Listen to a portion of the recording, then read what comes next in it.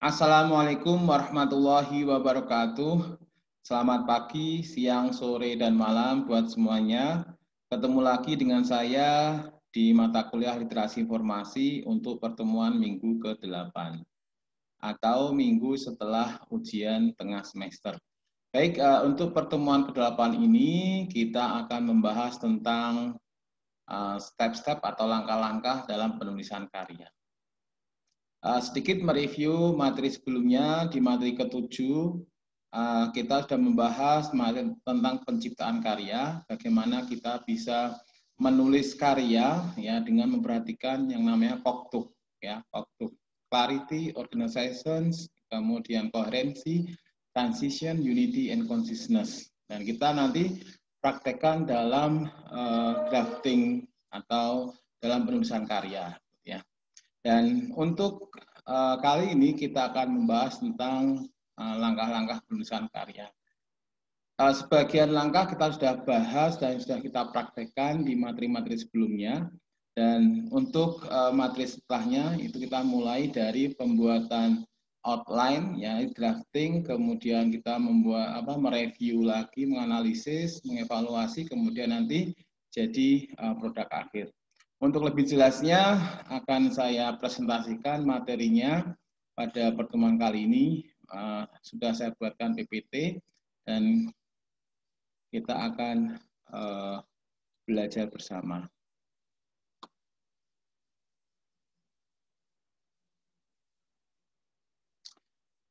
Baik, kita buka, sudah terbuka PPT-nya, bahwa materi kita hari ini adalah langkah-langkah penulisan karya.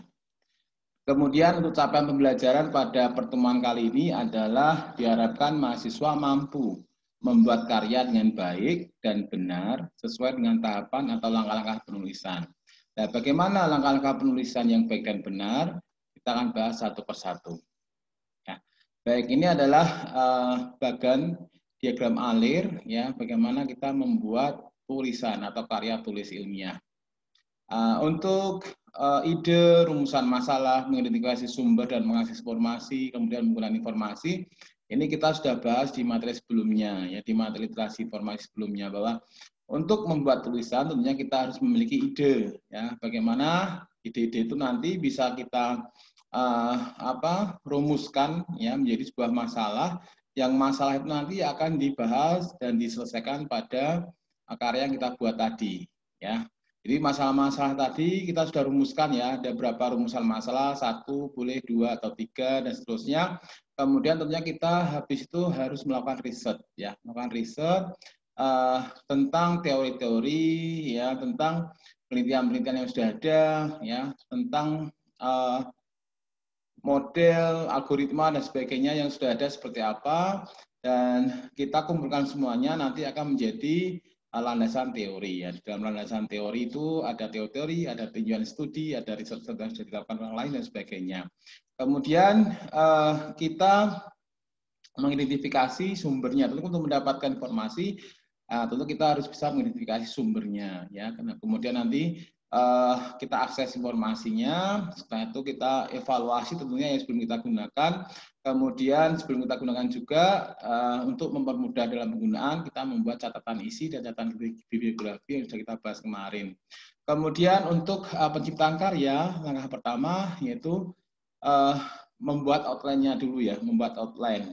Bagaimana cara membuat outline nanti kita bahas, ya. Setelah outline-nya atau kerangkanya itu sudah jadi, nanti bisa membuat drafting. Drafting inilah yang membutuhkan skill kalian, ya, kemampuan kalian untuk bisa menuliskan menggunakan kaidah KOKTUK tadi, ya, harus jelas, ya, harus diorganisasikan dengan baik, kemudian koherensinya diperhatikan, ada transisi di antar kalimat, antar paragraf dan sebagainya, kemudian ada unity, ya, antar ide utama dengan ide pendukung, ada kesatuan, ya, kemudian antar pendukung, ide pendukung itu ada pertalian atau koherensi dan sebagainya. Kemudian ada consciousness, ya, consciousness ada kepadatan isi, di mana setiap kalimat yang dibuat, yang dipakai dalam tulisan itu padat isi, ya, efektif, ya, dan kita memposisikan sebagai pembacanya nanti, ya, sehingga informasi yang kita tulis itu akan mudah diterima dan dimahami oleh para pembaca. Kemudian tentunya untuk membuat karya ya biasanya tidak bisa langsung jadi ya, karena kita perlu mereview, baik mereview dari kita sendiri, direview oleh orang lain ya, dan nanti kalau sudah mau dipublikasikan juga ada direview oleh para reviewer yang profesional dalam bidangnya sebelum dipublish, dipublish dan sebagainya, sebelum diterbitkan. Nah, sehingga nanti karya kita akan semakin bagus, semakin panjang, semakin banyak direvisi, semakin banyak diperbaiki dan seterusnya, nanti akan menjadi hasil yang paling baik, sehingga nanti hasil akhirnya akan baik pula. Dan nanti kalau dipublikasikan juga akan memberikan banyak manfaat pada para pembaca seperti itu. Baik, kita sudah masuk ke langkah membuat kerangka tulisan atau outline. Karena langkah-langkah sebelumnya kita sudah bahas pada pertemuan-pertemuan sebelumnya. Silahkan kalian kalau yang lupa ya bisa melihat materi-materi pertemuan pertama sampai pertemuan ke-7 gitu ya. Bagaimana pertemuan pertama pengantarnya, ya kemudian yang kedua bagaimana membuat rumusan masalah ya, bagaimana kemudian mengidentifikasi dan mengakses informasi, kemudian mengevaluasi informasi, menggunakan informasi dan juga menciptakan karya ya. Kemudian karya ini tentu kita harus membuat outline-nya dulu, kerangkanya dulu ya.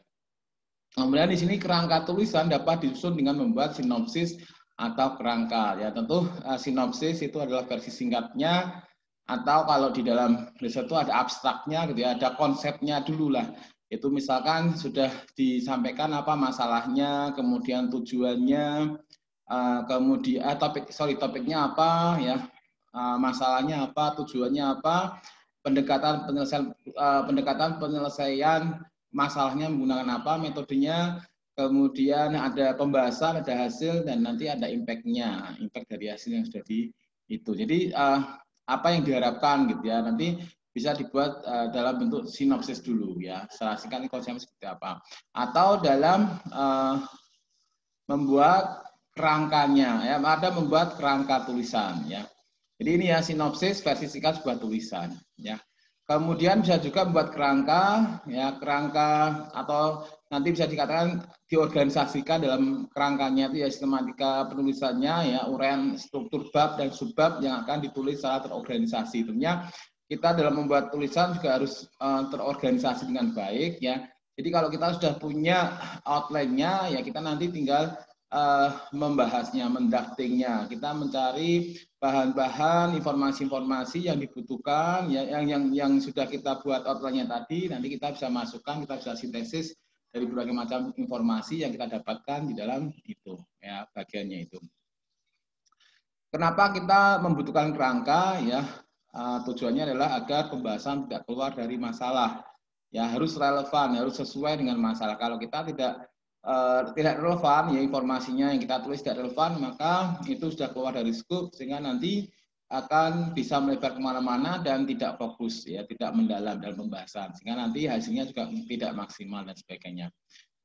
Tetapi kerangka dapat berubah, ya diubah, menyesuaikan nanti ya menyesuaikan, karena kadang di kerangka belum ada kita tambahkan, kadang ini ternyata tidak sesuai, tidak relevan, ya kita bisa buang dan sebagainya, sehingga kita bisa sesuaikan dengan kebutuhan ya dalam pembahasan tadi. Nah ini contoh sinopsis dan kerangka ya. Sinopsis tadi versi singkat sebuah tulisan gitu ya, terlihat atas paragraf dan sebagainya tadi ya. Kalau di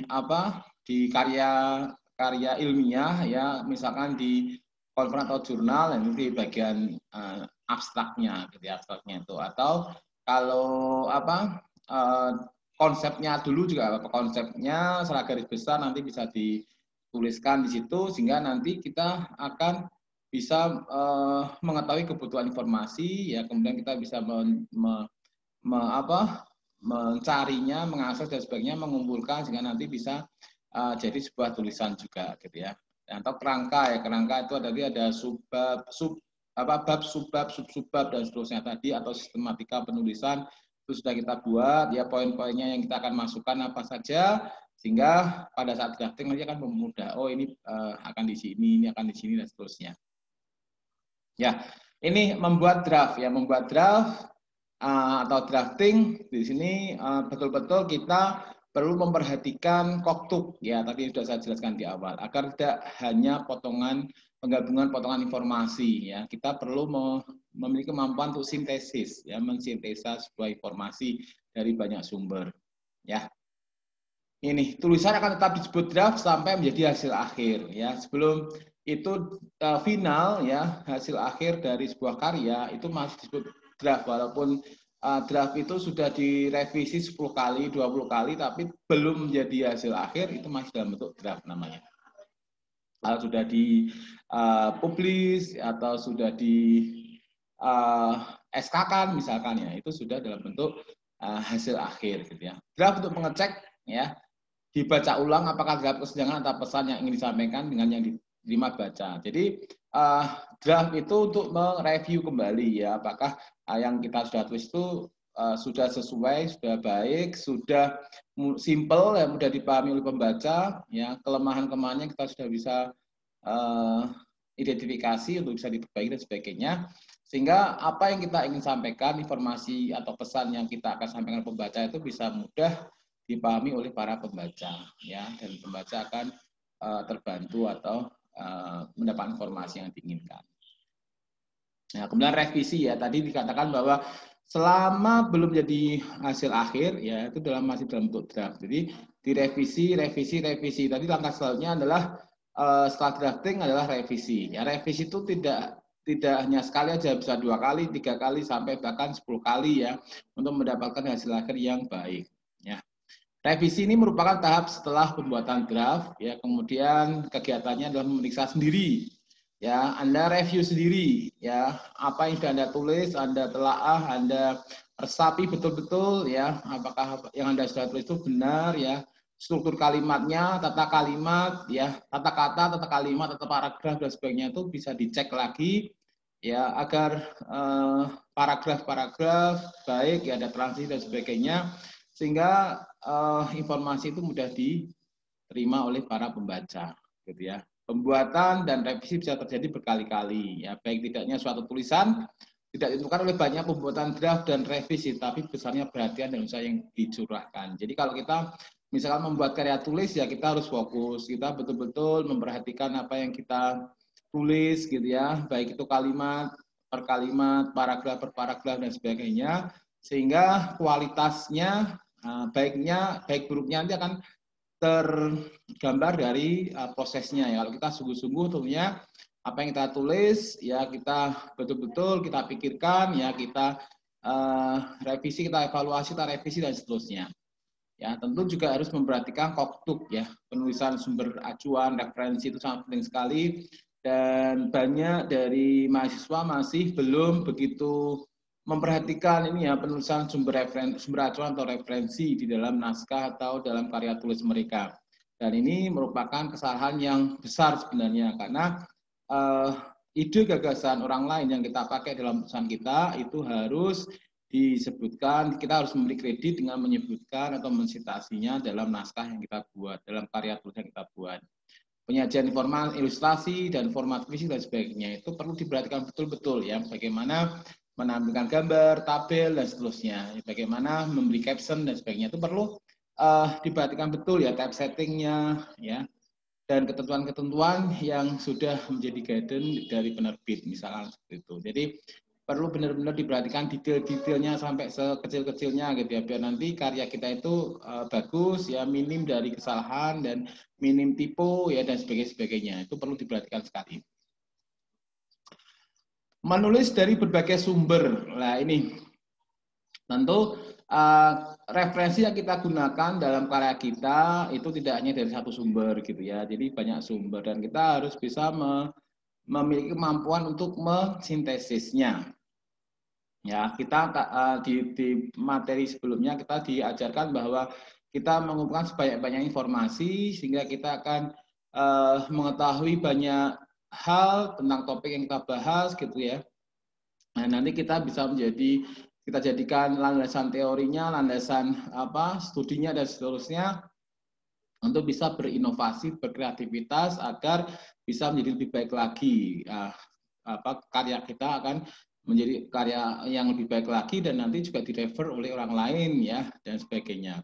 Sehingga kita diharuskan bisa memiliki kemampuan untuk mensintesa, ya, menulis dari berbagai sumber nanti.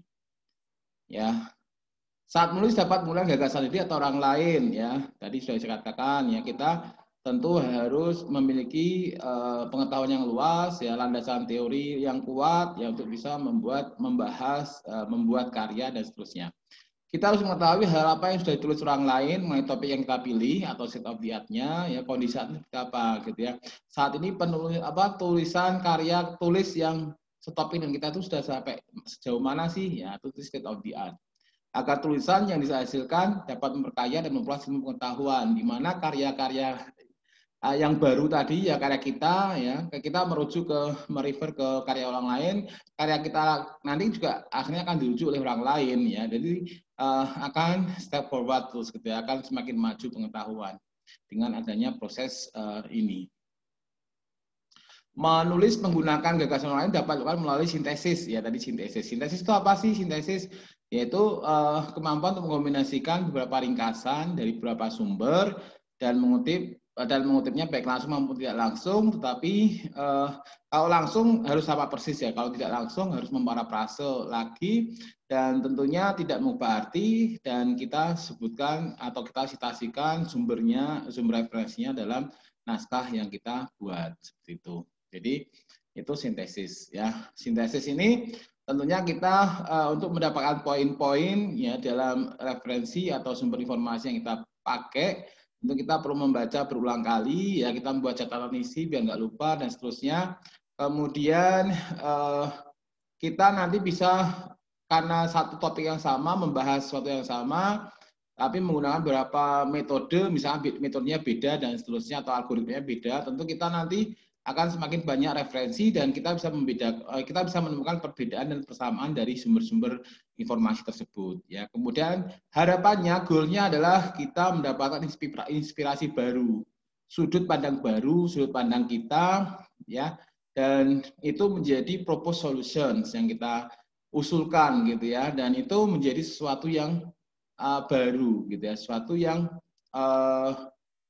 akan menemukan pengetahuan baru lagi, seperti itu, ya. Sintesis informasi inspirasi tersebut dibahasakan kembali menurut sudut pandang kita. Jadi inspirasi tadi, kita setelah membaca banyak sumber informasi, kita mendapatkan informasi yang banyak, gitu ya, kita terinspirasi, ya, sehingga kita bisa membuat penelitian baru untuk mendapatkan pengetahuan baru, ya. Kemudian kita bahas dengan menggunakan sudut pandang baru, dan ini menurut sudut pandang kita, gitu ya, sudut pandang kita, dan itu nanti akan menjadi referensi buat penelitian-penelitian selanjutnya dan seterusnya. Jadi akan berputar terus, ada mengalami siklus, gitu ya, siklus di mana sehingga nanti, ya, ini, ya, pengetahuan akan terus berkembang, ya. Kenapa pengetahuan terus tumbuh berkembang? Ya, karena banyak orang yang melakukan, banyak orang yang membuat karya, ya, karya penelitian dan sebagainya, ya, sehingga di situ akan goalnya literasi informasi, ya, salah satu manfaatnya adalah untuk mendapatkan pengetahuan baru, ya, yang kita sudah bahas di awal dulu. Nah, ini contoh sintesis. Ketika meneliti mengapa banyak orang mengkonsumsi beras hitam untuk kesehatan sebagai pengganti beras putih dengan mewawancari 5 orang. Ya. Kita tidak memaparkan satu persatu pendapat mereka, tapi kita bisa mensintesis, ya, mendapatkan informasi yang disampaikan oleh 5 orang tadi, kita bisa mengolahnya, mensintesanya, ya, sehingga kita nanti memahaminya dan kita bisa memaparkan kembali dalam karya kita, ya, dengan tidak menyebutkan satu persatu, tapi kita bisa menceritakan kembali dan menuliskan dalam laporan menggunakan kata menurut versi kita, ya, menurut versi kita, kerangka berpikir yang digunakan untuk penelitian tersebut, mengenai apa saja manfaat beras hitam untuk kesehatan dan sebagainya. Ya, sebetulnya ini contoh sintesis. Jadi kita tidak menyebutkan satu persatu narasumbernya, gitu ya, dari pernyataan hasil wawancara tadi, tapi kita bisa mengolah hasil dari wawancara tadi, ya, kemudian kita bisa menceritakan kembali dalam tulisan yang kita buat, gitu ya. Itu contoh sintesis. Sama nanti kalau kita membuat karya, ya, di mana di situ kita menggunakan banyak jurnal, gitu ya, jurnal-jurnal yang topik, ya, tapi bisa menggunakan metode-metode yang berbeda, dan kita nanti bisa mengcompare, ya, bisa menemukan perbedaannya dan seterusnya, sehingga dari situ kita akan terinspirasi, ya, kita bisa berinovasi, berkreativitas, ya, dengan pemikiran kita, hasil pemikiran kita, gitu ya. Kemudian 4 langkah dalam sintesis ya. Untuk melakukan sintesis, yang pertama kita melakukan pemilahan ya. Tentunya kita milah-milah ini ya, milah-milah ya hasil pencatatan yang kita buat ya, catatan isi ya dengan memasukkan dalam kategori ya, kategori ya. Kita manajemen informasi di situ perlu organisasi informasi itu perlu diperhatikan betul. Ya, kemudian misalkan mengenai kesehatan ya nanti dikelompokkan ini untuk kategori kesehatan ya. Kemudian dipilih menjadi berapa kelompok ya. Kesehatan pun juga ada berapa kelompok misalkan ya, sesuai dengan nanti kebutuhan kita dalam karya yang akan kita buat seperti itu. Ya, mengkategorikan dilakukan berdasarkan kerangka dan juga subjudul yang mungkin belum tercantum dalam kerangka ya. Intinya tujuannya adalah mengorganisasikan informasi dari ide yang dimiliki. Ini tujuannya untuk dipilah-pilah ya, dipilah-pilah. Dipilih dan dipilah ya, nanti habis itu dikategorikan ya, dikategorikan. Dan nanti ada sub-subnya juga mungkin dalam kategori itu dan seterusnya. Nah, itu tujuannya nanti untuk bisa mempermudah kita saat kita akan menggunakan di kemudian hari ya informasi tersebut. Informasi-informasi itu yang nanti akan jadi bahan yang akan kita sintesis ya, yang akan kita gunakan dalam karya yang kita buat seperti itu. Kemudian dilabeli ya, biar tidak lupa ya perlu pelabelan ya. Kalau misalkan itu disimpan dalam file komputer ya nanti label-label foldernya itu juga diperhatikan ya. Dibuat folder-folder ya, kemudian dikasih label yang sesuai, yang relevan dengan isinya seperti itu. Ya, kemudian di situ ada catatan mungkin ya, diberikan deskripsi dalam bentuk kata-kata, frasa terhadap kategori tersebut ya.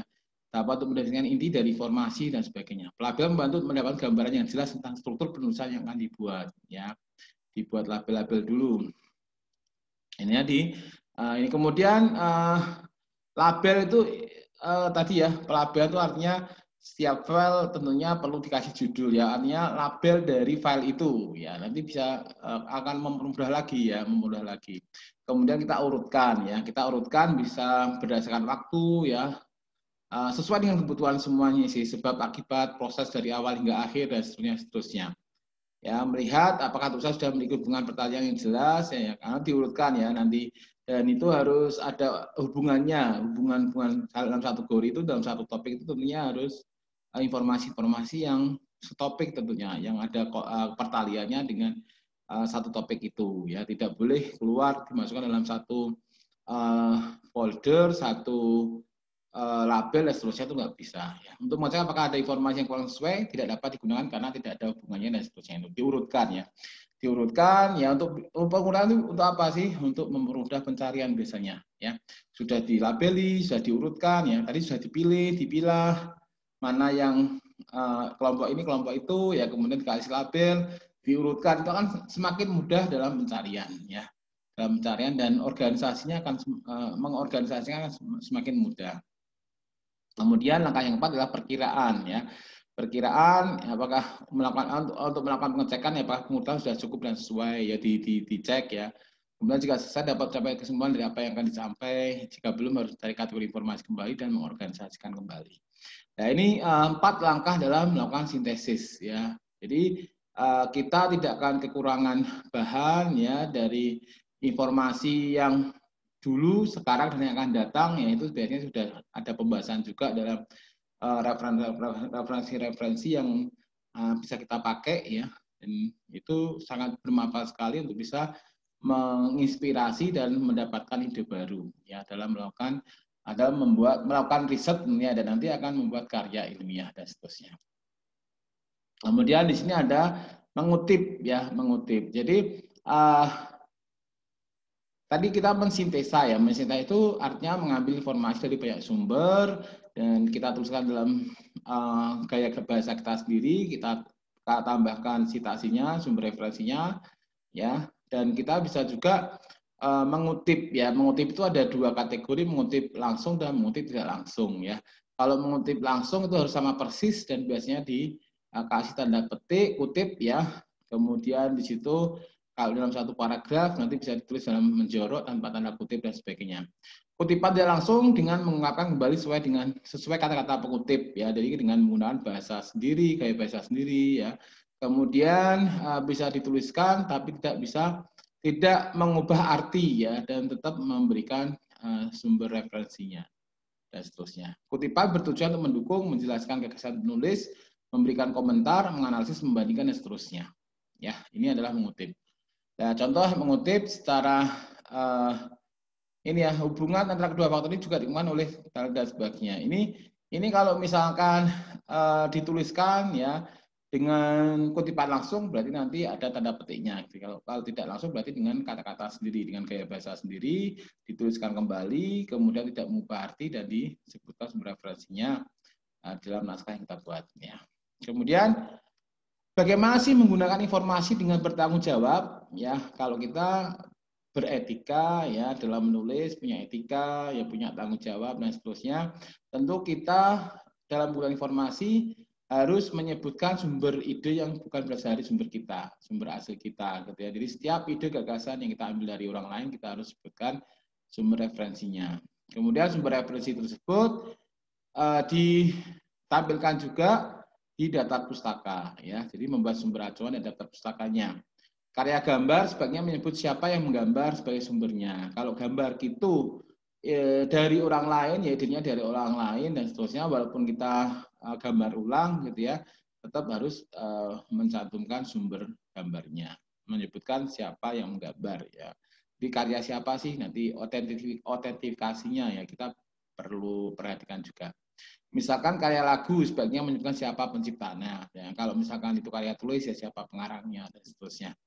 Itu ya bagaimana menggunakan informasi dengan bertanggung jawab. Ya kita harus mencantumkan, mensitasi sumber referensi yang kita gunakan dalam karya yang kita buat. Bagaimana menandai karya orang lain di tulisan kita? Ya tentu kita harus melakukan sitasi gitu ya.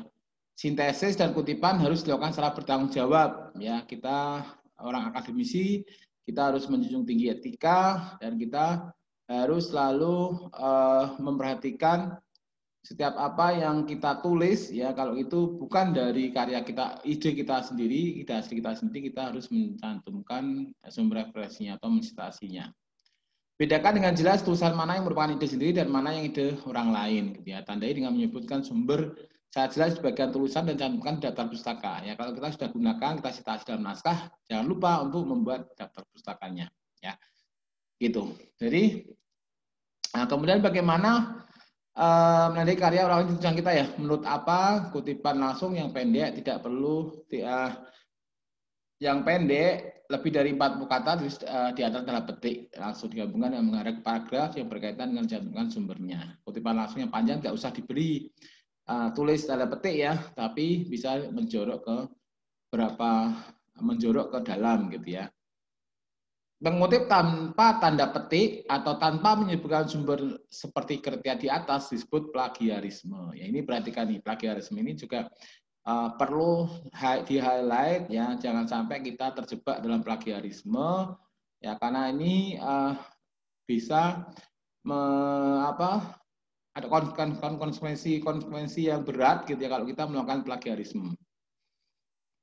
Karya kita bisa dikomplain, karya kita bisa dibatalkan ya, bahkan bisa berdampak kepada karir dan sebagainya. Ya, kalau kita menggunakan plagiarisme, kita terjebak dalam plagiarisme atau melakukan plagiarisme dan ini benar-benar melanggar etika. Ini perbuatan yang tidak baik sehingga bisa jadi berakibat fatal buat kita yang melakukan plagiarisme. Ya.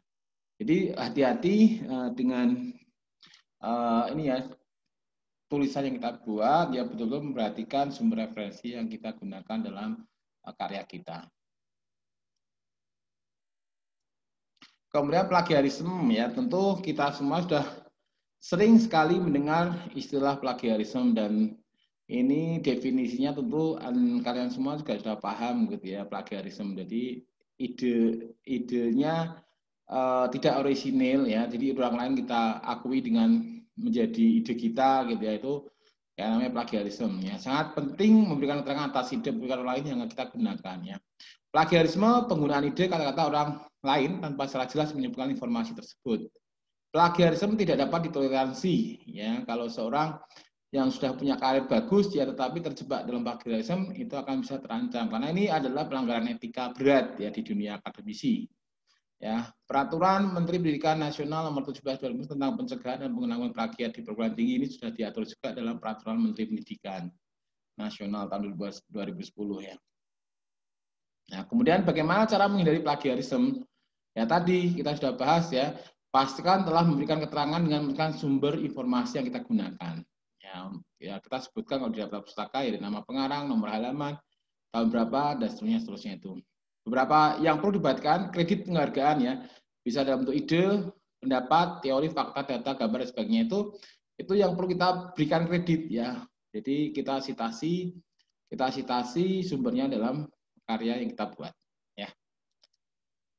Cara mengenali ya ini ya, biasanya kita nanti bisa ngecek juga sih. Jadi ada tools yang bisa kita gunakan ya, dalam bentuk software untuk mengecek similarity index-nya ya, bagaimana kesamaan antara karya kita dengan karya orang lain yang sudah ada gitu ya. Jadi kita perlu ini, dan kalau kita mau mengevaluasi secara manual gitu ya, kita perlu mengenali ya apa karya tulis kita merupakan plagiarisme atau tidak ya. Penulis harus ini yang menggunakan kata-kata sendiri ya, cara mengenali ini tulisan sendiri atau tulisan ini. Jadi penulisnya tahu ya ini tulisan saya sendiri, saya sendiri ya, atau ini mengambil dari karya orang lain dan sebagainya. Kemudian penulis tidak menyebutkan sumber fakta maupun ide tersebut berasal dari mana. Ini tentunya kalau sudah tahu ini ngambil dari karya orang lain tapi tidak tuliskan sumber referensinya, tentu ini merupakan plagiarisme ya, dan kita bisa mengenali tentunya ya ini tulisan sendiri atau tulisan ngambil dan seterusnya. Cara menulis paragraf agar tidak tergolong plagiarisme yaitu menyampaikan ulang secara tepat informasi asli dengan menggunakan kata-kata sendiri ya, memparafrase tanpa menghilangkan makna aslinya tentunya seperti yang dimaksud penulis aslinya ya, dan juga harus mencantumkan sumber acuan yang digunakan tadi gitu ya. Kemudian memberikan kepada pembaca bagian mana dari tulisan yang ditulis secara langsung dan dengan menggunakan tanda petik. Tapi kalau karya ya kita boleh menggunakan kutipan langsung ya, tapi tidak banyak-banyak gitu, mungkin 1 atau 2 dan seterusnya. Dan semuanya kita harusnya bisa memiliki kemampuan skill untuk memparafrase ide gagasan dari yang kita ambil dari miliknya orang lain untuk karya kita, ya tentunya kita harus bisa membahasakan dengan kata-kata sendiri gitu ya. Tapi jangan lupa untuk mensitasi dan mencantumkan dalam daftar pustaka seperti itu. Ya, ini membuat daftar pustaka. Dan sekali lagi ini merupakan yang penting ya, kalau misalkan kita citasi ya kita di daftar pustaka juga ada gitu ya. Artinya ini masih banyak ya mahasiswa itu kurang memperhatikan ini, dan ini saya harapkan ya mulai sekarang kan ini sudah tahu betapa pentingnya ya citasi dan membuat daftar pustaka yang baik ya, itu benar-benar diperhatikan mulai dari sekarang, dan nanti karya kita tentunya akan jadi lebih baik lagi ke depannya. Ya ini saya tekankan di sini untuk bisa memperhatikan betul-betul bagaimana cara mencitasi dan juga bagaimana membuat catatan biografinya. Dan kemarin kita sudah mempraktekkan dengan menggunakan software aplikasi manajemen referensi ya, baik itu menggunakan Word, kemudian Mendeley dan Zotero ya. Nah, ini aplikasinya bisa Word ya, ini kita sudah bahas kemarin, kemudian bisa Mendeley dan juga bisa menggunakan Zotero gitu ya. Dan saya harapkan Anda benar-benar mempraktekkan kemarinnya ya, kemarin pada sesi pertemuan ke-6 kalau nggak salah, Anda benar-benar mempraktekkan ya, sehingga Anda bisa tahu perbedaannya dan tahu penggunaannya, dan nanti bisa diaplikasikan dalam setiap Anda membuat karya, ya, karya tulis tentunya. Baik, materi kita pertemuan ke-8 membahas tentang langkah-langkah penulisan karya sudah selesai kita bahas ya. Kemudian saya harapkan kalian betul-betul memperhatikan dan nanti bisa mempraktekkan ya, karena ini memang bekal untuk kalian bisa membuat karya dengan baik, ya, menulis karya dengan baik sesuai dengan langkah-langkahnya, dan Anda tidak bingung lagi ya bagaimana cara mensitasi ya dan membuat bibliografi atau daftar pustaka, dan juga tentunya Anda bisa mempraktekkan ya kemarin ya, mempraktekkan apa yang sudah kita bahas, dan kemudian draftingnya juga Anda bisa mempraktekkan bagaimana membuat tulisan dengan memperhatikan koktuk ya.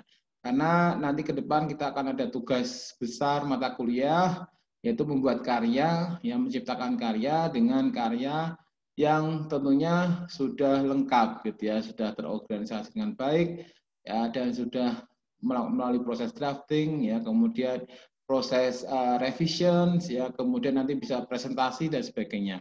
Kita akan bahas di pertemuan-pertemuan selanjutnya. Baik, untuk pertemuan kali ini kita cukupkan sekian.